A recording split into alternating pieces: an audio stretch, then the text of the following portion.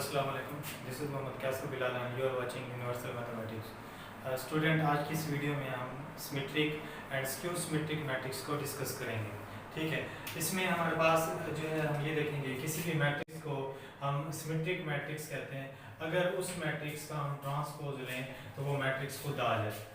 यानी कि इसकी डेफिनेशन बेसिकली ये है, आप एक मैट्रिक्स कंसीडर करें ए, उस मैट्रिक्स का आप ट्रांसपोज लें, ट्रांसपोज लेने के बाद जब आप जो आपके पास आंसर है वही मैट्रिक्स खुद हो तो उसको हम सिमेट्रिक मैट्रिक्स कहते हैं। तो मैंने यहाँ पे एक मैट्रिक्स कंसीडर किया है। हर मैट्रिक्स सिमेट्रिक नहीं होता, याद रखें, कुछ यूनिक मैट्रिसेस हैं जो सिमेट्रिक होते हैं। ठीक है, तो अब हम क्या करते हैं, एक मैट्रिक्स यहाँ पे दिया हुआ है, मैं इसका ट्रांसपोज लेता हूँ।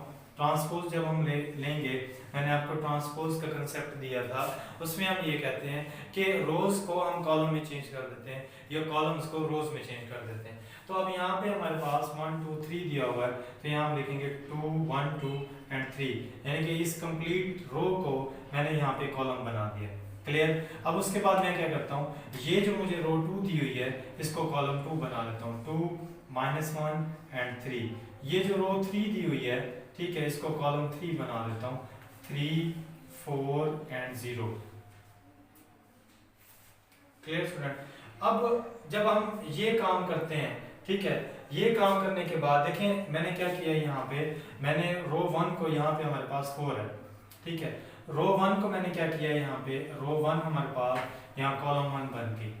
ये रो 2 है हमारे पास, 2 -1 एंड 4, ये हमारे पास कॉलम 2 बन गया। ये रो 3 है, ये कॉलम 3 बन गई। अब ये जो नया मैट्रिक्स बना, आप गौर करेंगे कौन सा है, यही ऊपर वाला तो बना है। देखें यहाँ 1 है, यहाँ भी 1 है, हालांकि हमने चेंज किया था, ठीक है, यहाँ 2 है, यहाँ भी 2 है, यहाँ 3 है, यहाँ भी 3 है। तो एलिमेंट की कंडीशंस को हमने रोज को कॉलम में चेंज किया, लेकिन फिर भी आंसर हमारे पास सेम आया। यानी कि यहाँ से हम ये रिजल्ट निकाल सकते हैं कि ए का ट्रांसपोज जब हमने लिया तो वो ए के इक्वल आया। ठीक है, सो तो हम ये कहेंगे ए इज ए सिमेट्रिक मैट्रिक्स।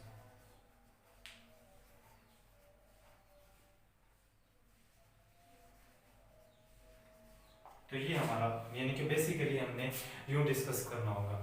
तो उम्मीद है आपको सिमेट्रिक का कंसेप्ट जो है समझ आ गया होगा। याद रखें, एक और बात भी हम डिस्कस करेंगे, ये कंडीशन यहाँ पे याद रखें, ये नोट आपको पता होना चाहिए। जब हम कोई भी मैट्रिक्स अगर सिमेट्रिक के हवाले से डिस्कस करेंगे तो ए लाजमी तौर पे स्क्वायर हो,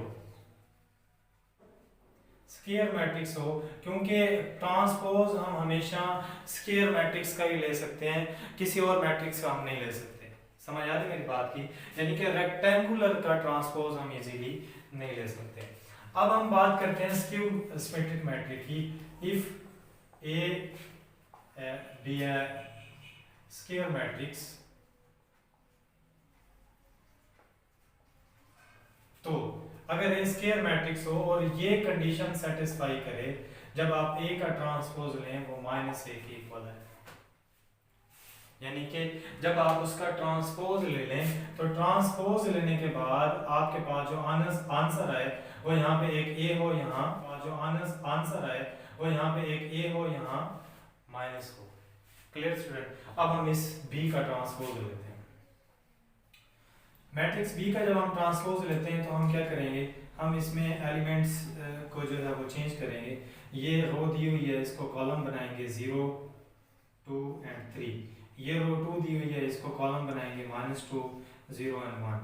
ये रो 3 दी हुई है, -3 -1 एंड 0। ठीक है, अब अभी हम किसी रिजल्ट पे नहीं पहुंचे। अब मैं यहाँ पे ये करता हूँ, जरा गौर कीजिएगा, ये कंसेप्चुअल ये एक पॉइंट है। मैं ये करता हूँ, यहाँ पे ये 0 है ऑलरेडी, यहाँ पे हमारे पास जो है -2 दिया हुआ है, ठीक है, ये -3 दिया हुआ है, यहाँ 2 दिया हुआ है, मैं इसको लिख रहा हूँ माइनस एंड -2 अपनी तरफ से। यहाँ 0 दिया हुआ है, मैं इसके साथ 0 नेगेटिव भी, 0 अगर नेगेटिव भी हो तो इसका कोई जो है वो प्रॉब्लम नहीं है, उसकी वैल्यू वैसे रहती है। -1 नेगेटिव है, ओके। -3 दिया हुआ है अलग, तो मैं करता हूँ माइनस एंड -3। 1 दिया हुआ है तो माइनस एंड -1, जीरो अगर पॉजिटिव हो नेगेटिव हो, जीरो के बारे में अभी डिसीजन नहीं हुआ। नंबर लाइन में अगर हम बात करें, इसको मिड पे डिस्कस करते हैं। इस तरफ हमारे पास पॉजिटिव इन्फिनिटी होती है और इस तरफ नेगेटिव इन्फिनिटी होती है, तो आप जो भी कंसीडर कर लें, नो प्रॉब्लम। लेकिन ये देख लें, जो पॉजिटिव नंबर है उसके साथ मैं एक दफ़ा माइनस को मल्टीप्लाई करवा रहा हूँ और एक दफ़ा उसको जो है दो यानी कि इनटू के बाहर मल्टीप्लाई करवा रहा हूँ। 2 टाइम लिखने के बाद क्या होगा, माइनस माइनस प्लस होगा, ये 2 बन जाएगा। क्लियर। अब अगर इस मैट्रिक्स में से मैं माइनस कॉमन ले लूँ बाहर, तो क्या होगा, देखें इसमें से मैं माइनस कॉमन लेता हूँ, 0 एज इट इज आ जाएगा, ये 2 यहाँ पे बाकी रहेगा, ये 3 रहेगा क्योंकि इसका माइनस बाहर कॉमन आ गया। यहाँ से माइनस कॉमन लेंगे तो यहाँ पे हमारे पास -2 होगा, ये 0 का एज इट इज आ जाएगा, ये 1 आ जाएगा, 1 का माइनस बाहर, -3 के 2 माइनस हैं तो एक बाहर आ जाएगा, तो यहाँ पे -3, यहाँ पे -1 और यहाँ पे हमारे पास 0। अब जरा आप गौर करें तो ये बेसिकली यही मैट्रिक्स बन गया जिसे हमने लेट करके कहा था कि ये एक मैट्रिक्स बी है। याद रखें, डेफिनेशन में मैट्रिक्स कोई भी चेंज हो सकता है। अगर बी का ट्रांसपोज लें वो -b के इक्वल है तो वो भी मैट्रिक्स होगा।